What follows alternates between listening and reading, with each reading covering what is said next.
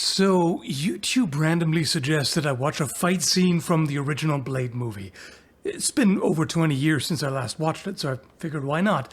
And, it's so much worse than I remember. Actually, no, that's not true. It just aged a little better in my memory. Unsurprising considering how old the movie is.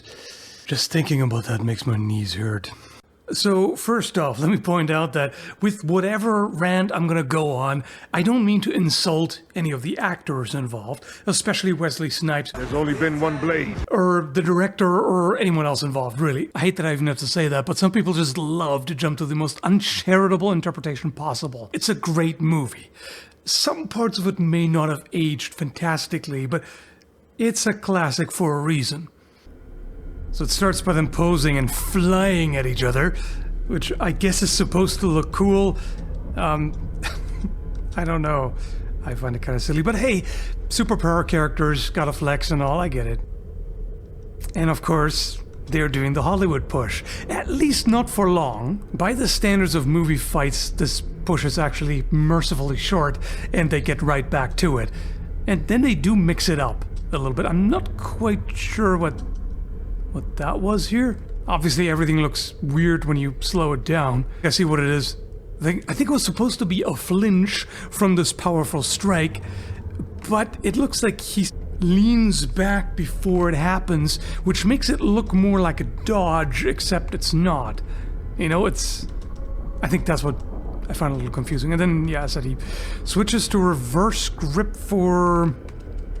I can't say no reason, because he then uses it to strike with the hilt.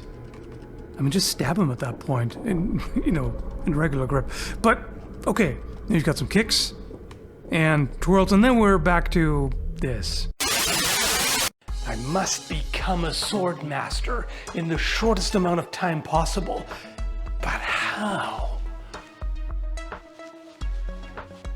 Deflect it with your hand halfway along the blade and receive the stroke on the blade as before. Push the sword down behind your hilt like a short edge onto his neck on your sword and wind him forward. No, that's ridiculous. I must distill it all down to the most essential, infallible skill.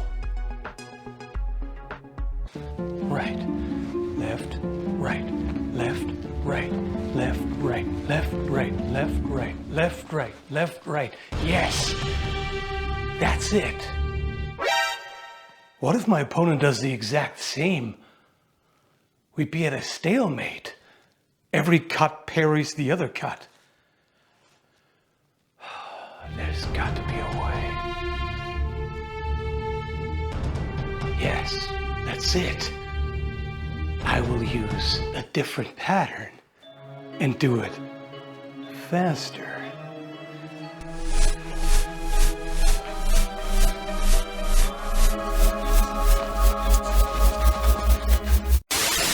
Jokes aside, there's nothing wrong with basic attacks and parries, either in historical or fictional swordsmanship. Under stress, you fall back to what you've practiced the most and know the best anyway. And overall, they did mix up the choreography quite a bit with a variety of different moves. As far as the editing goes, once again, I wish there were less jump cuts and camera shakes, but I've seen far, far worse.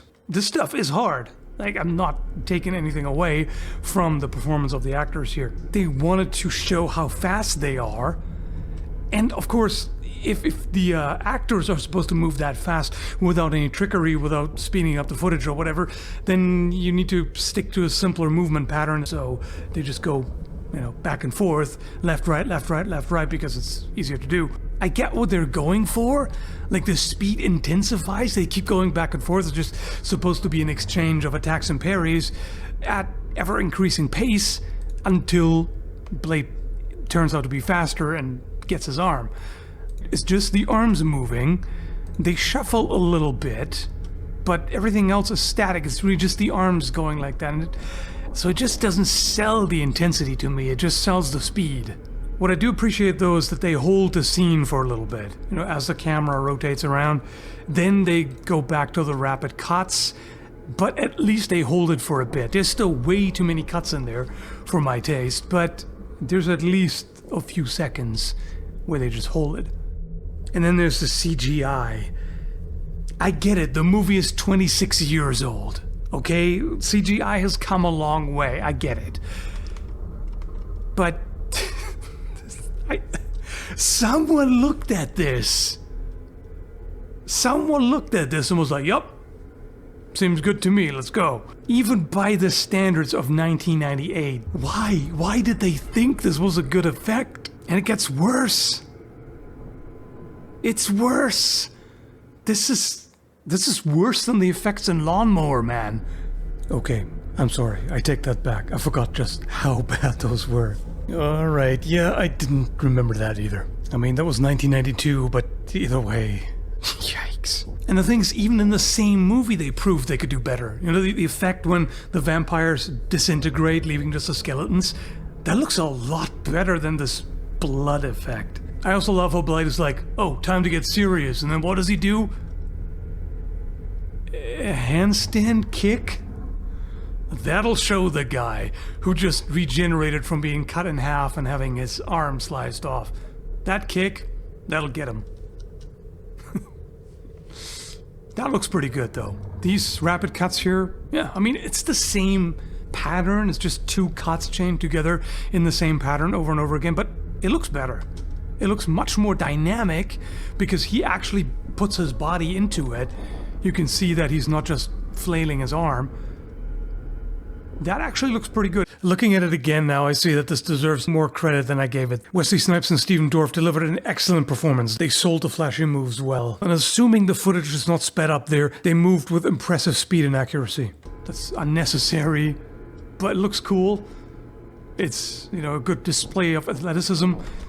I don't have a problem with that. There's some of the other parts. And this, you know, okay, yeah. Show the super speed. No problem with that. Show the super strength. Show him being all cocky. And I like this too. This luring him into pursuing, like, oh, I'm running away. Actually, no, I'm not. I'm stabbing you. I like it. That's good. That's much better than the other stuff.